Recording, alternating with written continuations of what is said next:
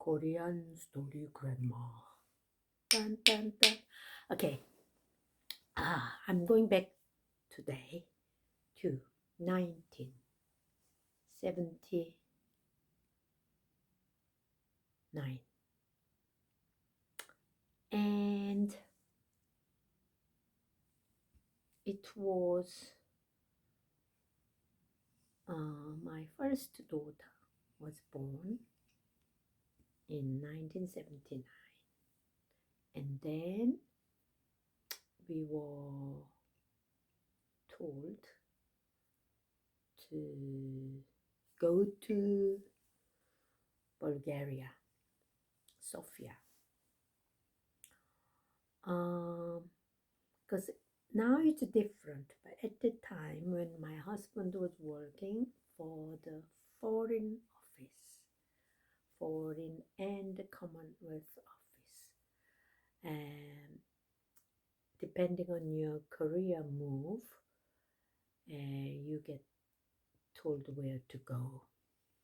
And in our case, we normally go like 3 years for one posting, and then you go to another posting, and then sometimes you come back to UK, something like that. So 79, we had a lovely daughter, newborn baby, and we were sort of settling down as young parents. And then 1980, I think we are moving to Sofia. So 1980 came, we went to Sofia, but the problem going to Sofia was that you can't get much things there at the time in 1980. So it was quite interesting place. At the same time, not very easy place to live.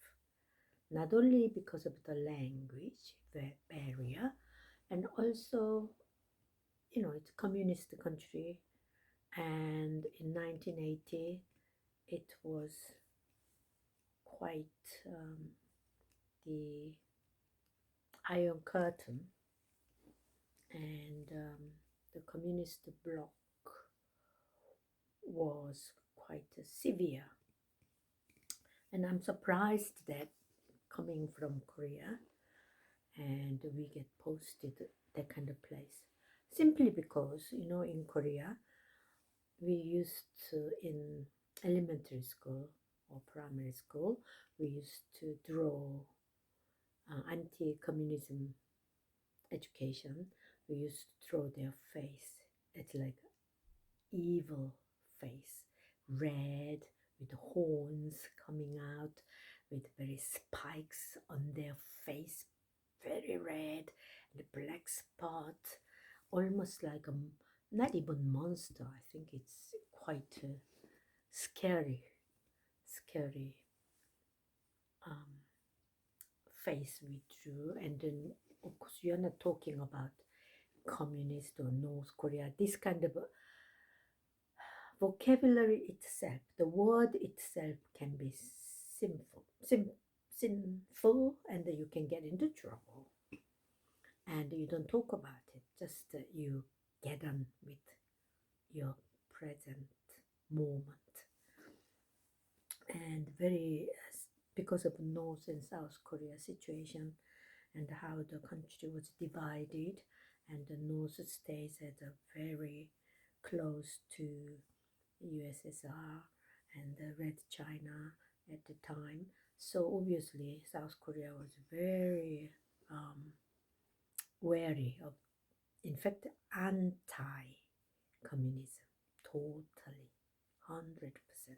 So anyway, we went there, and the normal when you arrive somewhere, you go to a hotel, and then you wait until your husband predecessor leave after handover, and then you moved into their accommodation, the predecessor's accommodation. But unfortunately, I don't know what it was, but the management officer could not get us a place in hotel. So with a child, baby, we have to stay in their house, their apartment. And but luckily it was only for a week or something, and then they left, and then we stayed in their flat. Then eventually they said your flat is ready, so we moved. Anyway, so the when we got there, the funny thing was there the supermarket was just across the road with this very handy location, but there are just three 25th story building blocks, 3 blocks of apartment, and that's where all the diplomats, foreigners, live there. In fact, you don't have a choice. You have to go where they say you have to stay. So obviously, for embassy wise, they would try very hard to get a decent place or reasonable place or a safe place. So anyway, we got there, and when you go to the shops, it's everything is sort of ashen gray, pale, no color. That's the funniest thing in the Sofia. The building was a little bit mustardy color, but very tired and a bit dirty, and everything was just gray. And then when you go to the shop, you don't see any. You have lots of bottles and the tins, but you can't read the label. Not because, of course, I cannot speak Bulgarian, but I'm armed with a dictionary, and but that's the printing was so bad and so old, tired.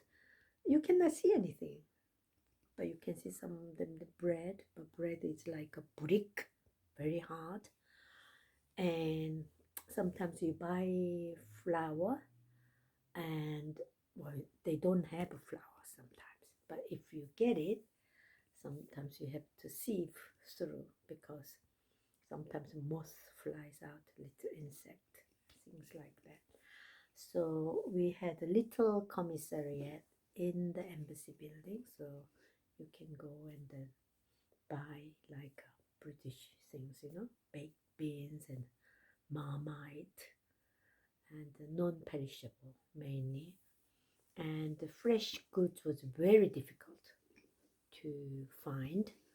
And you go to market, and then carrot comes in like a mud brick, big lump, and sometimes you have to bring it and then soak in the water, then get the carrot out of that.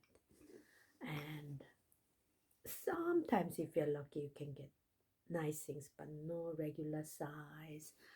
And if there's a apple, then you don't have apple juice. If you have apple juice, you don't have apples. Things like that. Of course, no ice cream. But towards the end of our tour, they had a sort of one flavor ice cream. It looks like a yogurt color, so they call vanilla flavor, but it looks like more iced ice cream, cold, just milky taste. And the lid is just to sit on it rather than sealed, so it's rest on it. Lid was made very strange, not the downward, but sort of a little upturned. So sometimes if it's sort of it can leak, or it can sort of spilled easily. And the milk was a funny thing in a bag, and then always tiny holes, needle holes. So you have to take a nice clean bucket, small pail, to catch that by the milk. So that was a bit very difficult. So I think already it's 10 minutes, so much to talk about. So has to go. This is Bulgaria 1. So I will do Bulgaria 2 next. Bye.